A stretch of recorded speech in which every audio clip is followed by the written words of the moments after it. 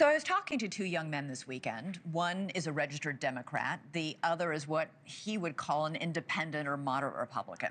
Neither one of them agreed with very much of what Charlie Kirk said.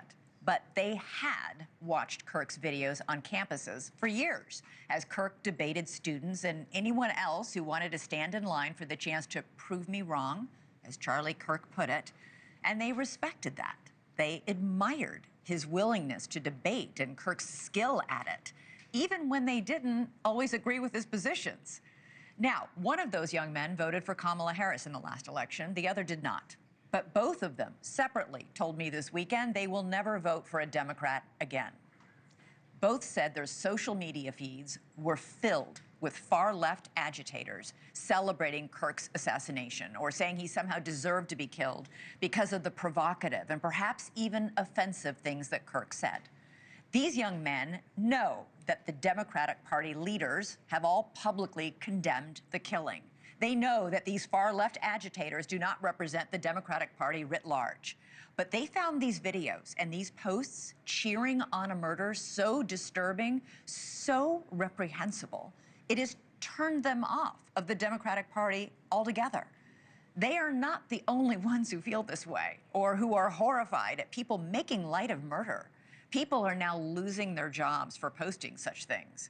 Liberals are turning on other liberals who are publicly expressing sympathy for Kirk. And we've all seen many examples of all of the above. The employee at the Office Depot of Michigan was fired after this interaction. So this is for a prayer tonight, for a prayer vigil? Mm-hmm. It's still propaganda, unfortunately. What makes it propaganda? Because he's a political figure, and I don't have to... Yeah. Then there was this exchange of words in Texas. She started saying, haha, your homie dead. Yeah, homie dead. That woman you saw apparently laughing and taunting people that Charlie Kirk was dead.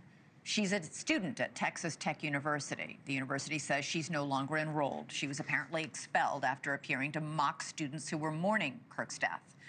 Vice President J.D. Vance addressed all of this while hosting Charlie Kirk's podcast earlier today.